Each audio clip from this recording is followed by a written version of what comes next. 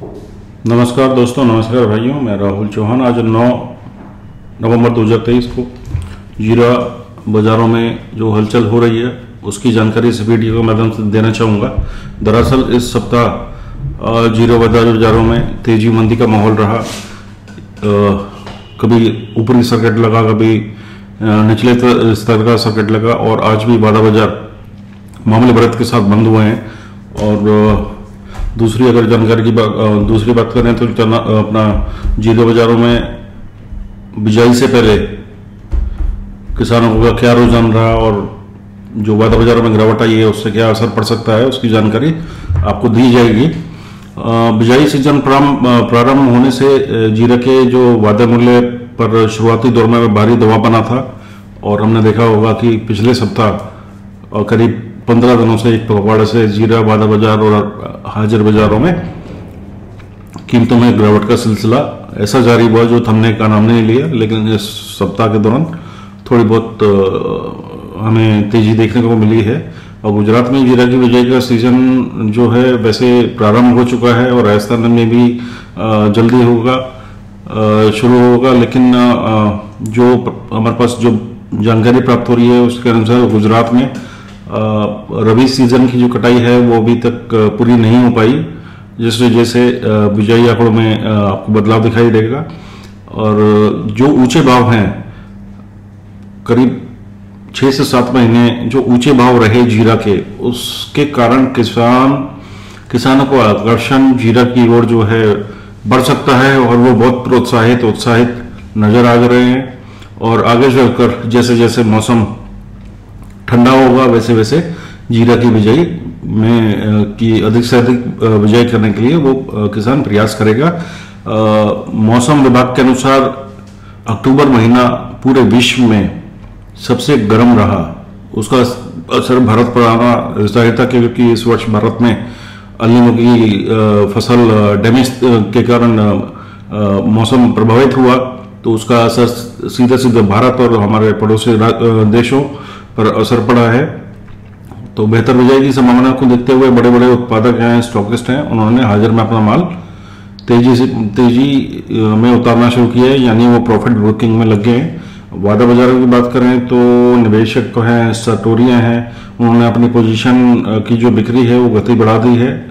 और जीरा और दूसरा जो कारण है गिरावट का जो पिछले सप्ताह आई थी वो दिखाई दे रहा है कि जीरा की जो निर्यात मांग है और ऊंची कीमतों पर जो घरेलू मांग है, दोनों प्रभावित हुई हैं और इसके फलस्वरूप जो है कीमतों पर दबाव बनने लगा है।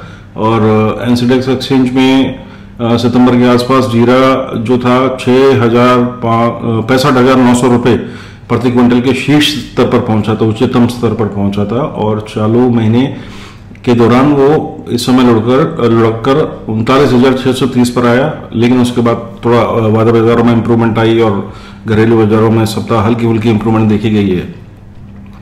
तो ऐसा लगता है कि जो वादा बाजारों में जो स्पेकुलेटर्स हैं, सटोरियां हैं, तिजड़िए हैं, उन्होंने अपनी जो शुरुआती दौर में पोजीशन बना ली थी, अब वो शांत होते नजर आ रहे हैं और लगातार बाजारों को घटाने की कोशिश में लगे हुए हैं। उन्हें पता है कि आगे चलकर जीरा का जो उत्पादन है, अगर मौसम ने साथ दिया तो शायद वो दुगना भी हो सकता है।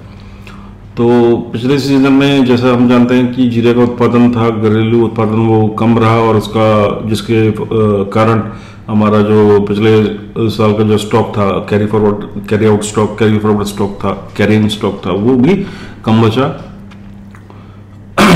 और बड़ी कीमतों पर जब कीमतें बढ़ रही थी उस टाइम जीरा बाजारों में काफ़ी व्यापार हुए, लेकिन जब वो एक उच्चतम स्तर पर पहुंचा तो हमारी घरेलू मांग भी प्रभावित हुई और विदेशी मांग भी प्रभावित हुई है। कहने वाली बात है, जीरा की शॉर्टेज है और जीरा की क्रॉप बहुत डैमेज है। लेकिन जितनी बार भी मैं भी जब मैं मेरा परिवार सामान लेने जाते हैं और दूसरे आप लोग भी जाते होंगे, तो कभी भी हमें दुकान पर जीरे की शॉर्टेज देखने को नहीं मिली कि जीरा कम है, कल आइए या जीरा का कितना आपको वो चाहिए हम आपको ला के देंगे, इस टाइप से जो भी कुछ था ऐसा कुछ नहीं बना था। और जो अप्राकृतिक तेजी जीरा में बनाई गई थी, अब वो जो तेजी जो बनाई गई थी अब वो धीरे धीरे ढलती नजर आ रही है। और हमारा मानना है कि एक बार बिजाई के दौरान या नई फसल आने से पहले जीरा की कीमतों में तेजी बन सकती है, क्योंकि लास्ट ईयर प्रोडक्शन डाउन था और जो भी माल उनके पास अवेलेबल है वो आगामी 2-3 महीनों में जब नई फसल आएगी उससे पहले वो खपत निकल सकती है। और थोड़ा संयम रखें। और जीरा में तेजी दिखाई दे रही है, आपको एक बार जीरा से निकलने का मौका जरूर मिलेगा। कृपया इस चैनल को सब्सक्राइब करें, लाइक करें। नमस्कार।